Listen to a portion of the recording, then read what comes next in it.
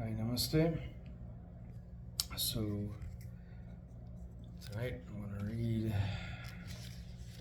it's book 6, chapter 5, on praising the Devi.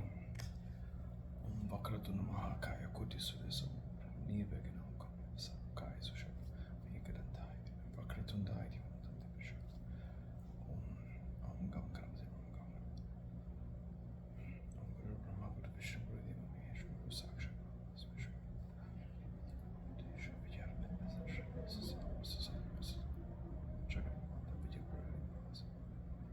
Mata Saraswati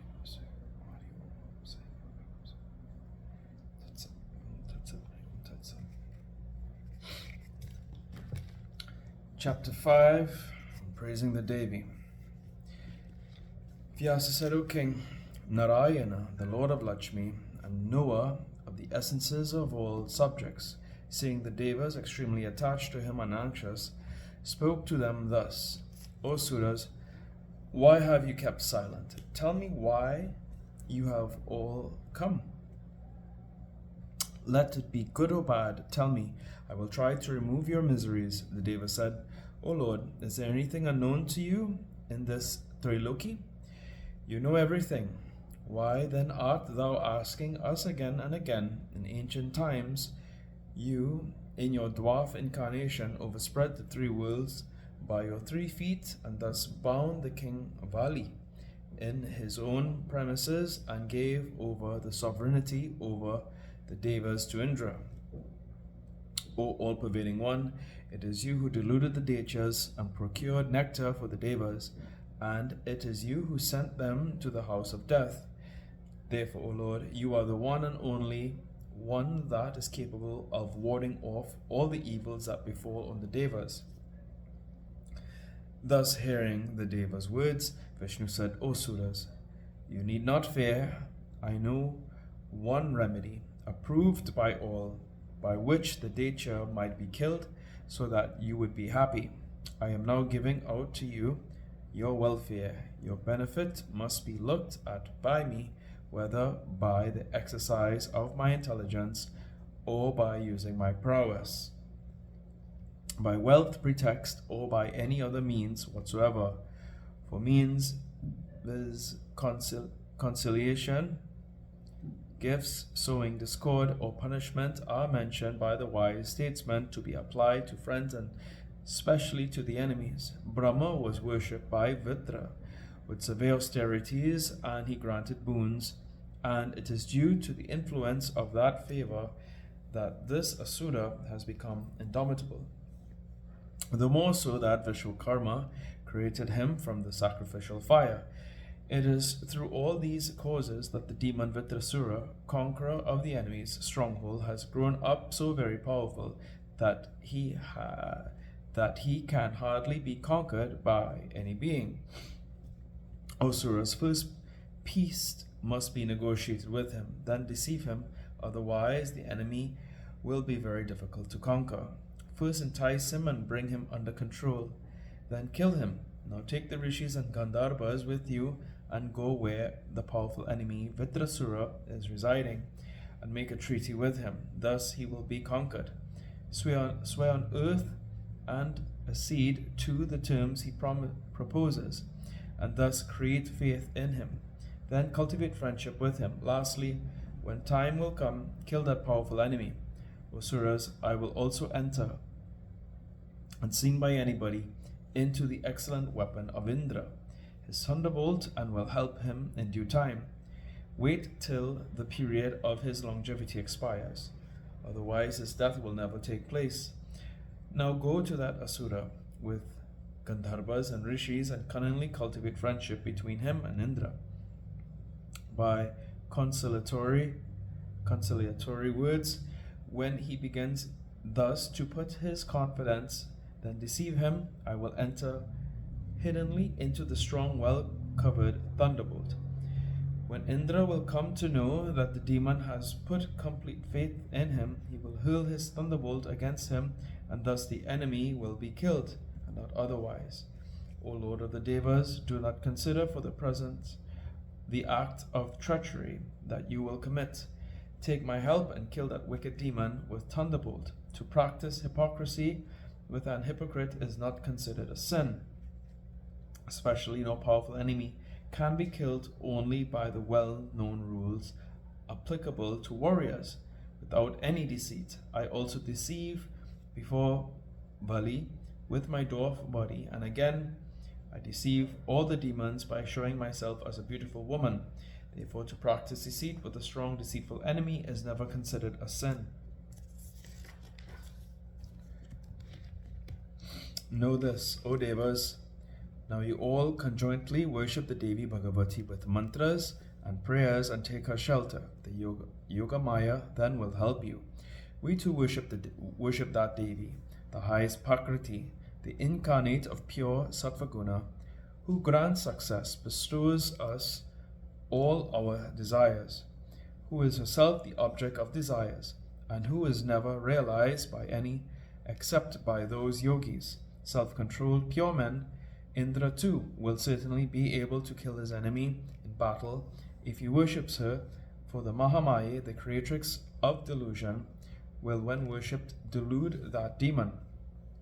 Thus, deluded by her Maya, Vitrasura will easily be killed by him. There is no doubt in this. What more do you want than this, that everything will be successfully accomplished when the Devi Ambika is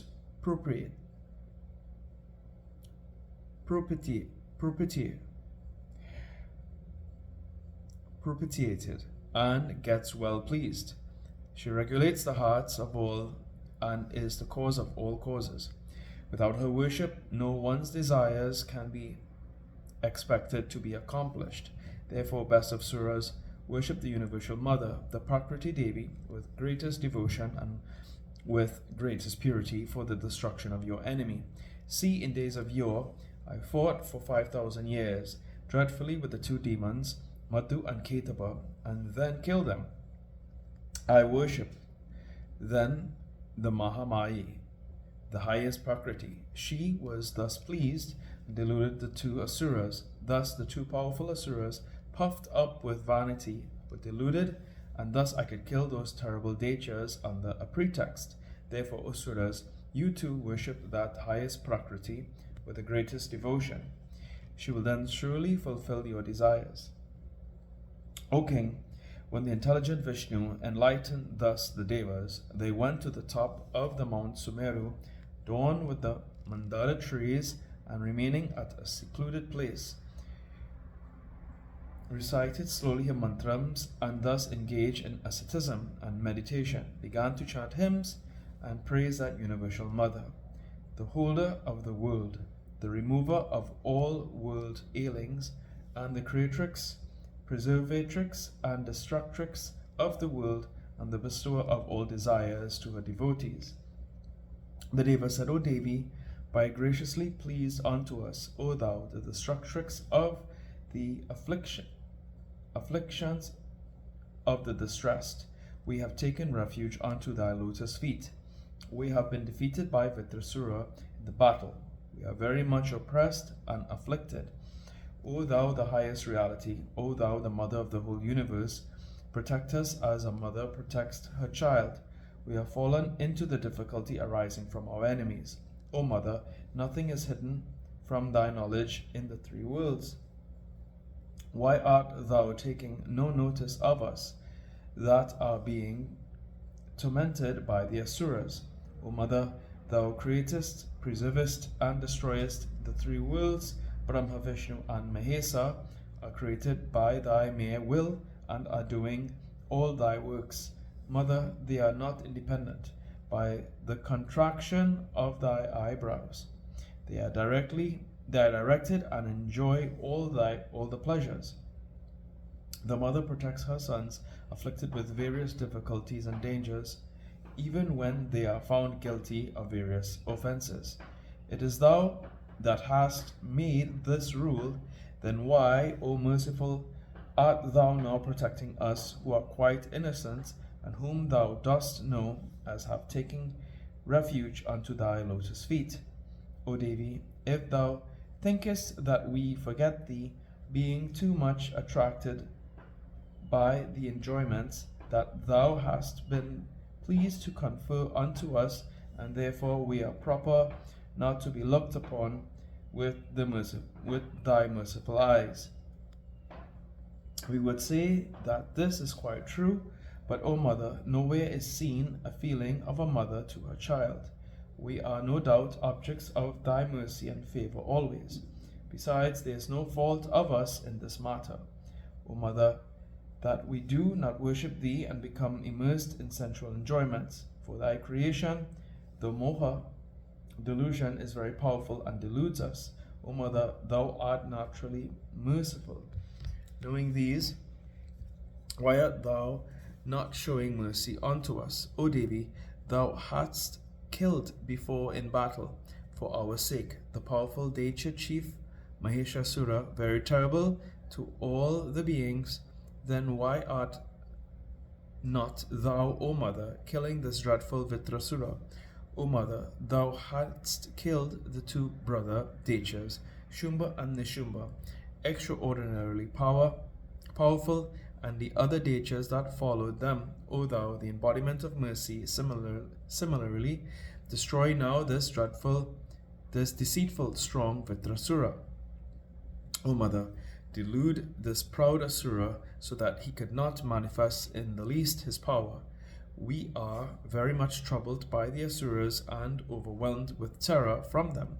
Thou savest us, for there is no other in the three worlds that can by his own force remove the sorrows and sufferings of the Devas. O Mother, though thou hast shown favor towards Vitra, now dost kill him soon, whose nature is cruel and tormenting to others. O Bhavani, better dost thou save him from sin by the holy arrows. Otherwise that vicious Asura will surely enter into the hideous hell. It is for his welfare that thou oughtest to kill him. Those that had been before enemies of the gods, thou didst purify them by weapons in the battlefield, and hadst sent them to the Nandana garden in the heavens. O thou, the merciful personified, was it not that thou didst not save them from hell? Then why art not thou killing this Vitrasura? We know this for certain, that the Asura is thy enemy, not thy servant, for thy mischievous soul is giving us trouble. O Mother, how can he be thy servant and devotee who torments the Devas that are always engaged in worshipping thy lotus feet? O Mother, how can we perform thy worship? The flowers and other articles used in worship are all created by thee, especially we and the mantras. In fact, everything is a manifestation of thy power. Therefore, O Bhavani, we worship thee by laying ourselves prostrate on thy feet. Best thou pleased, those men are blessed that worship with devotion thy lotus feet for crossing this ocean of world. O Devi, those yogins that want final liberation and forsake therefore all attachments, vikaras, and delusions, even they attain success then only when they meditate thy lotus feet. Those that are great sacrificers and know best the essence of the Vedas, even they, when they offer oblations to the sacrifice utter swaha, that is cheering to the devas, and svadha, very consoling to the pitris. Thus they always think of thee, for swaha and svadha are thy names only. O Mother, thou art the retentive power and memory, thou art the beauty, thou art the peace, thou art the buddhi, intellect, well known to clarify men's minds, and thou art the prosperity and wealth of all these three worlds. O Devi, those that worship thee, thou givest them out of mercy, those wealth in some way or other. Vyasa said, O king, thus worshipped by the Devas, the Devi Bhagavati appeared before them in a very beautiful form, thin, adorned with all ornaments, her 2 hands holding a noose and goad, and the other 2 hands making signs to the scarred, all fair and ready to grant boons. Her loins very beautiful, girdled with a gold band with small bells pending and making sweet tinkling sounds. Her feet with ankles, ornaments, making sweet sonorous sounds with tiny tinkling bells. Her voice was exceedingly sweet and lovely. Her forehead was adorned with the crescent of the moon, and on her head was glittering a diadem of jewels. Her lotus face, adorned with sweet, soft smiles, and with her 3 beauteous lotus eyes, looking like Indibaras. Her body was of red color, like the parijata flowers, and her limbs were marked with red sandal paste. She was dressed in a red attire. The Devi looked well pleased, like an ocean of infinite mercy, wearing complete dress suited to happy interviews. The creatrix of all this cosmos, the highest, the knower of all, the directrix of all, the great upholder of all, she looked like an embodiment of the truth of all Vedantas and the incarnate of ever existence, intelligence, bliss, the Maha Devi Bhagavati Bhuvaneshwari. The Devas all bowed down before her, standing in front of them. The mother then spoke, "What business have you got here? Speak to me." The Deva said, "O Bhagavati, Vitrasura is tormenting much the Devas. Bewitch him, O Devi, so do such as he can trust the Devas and impart then strength on our weapons, such as he can be killed." Vyasa said, "O king, that will be done." Saying thus, the Devi departed then and there. The Devas became very glad and returned respectively to their abodes. Here ends the 5th chapter of the 6th book on the praising of the Devi by the Devas in Srimad Devi Bhagavatam of 18,000 verses by Maharishi Ved Vyas. Om Jayanti Mangalakali Bhadrakali Kapali Durga Kshma Shikati Swaswara Namaste Tuya Mata Chapitato Yama Tuya Bandusha Chasakato Yama Tuyama Vidya Dravinam Tuyama Tuyama Sarvam Mama Deva Deva Om Shanti Shanti Shanti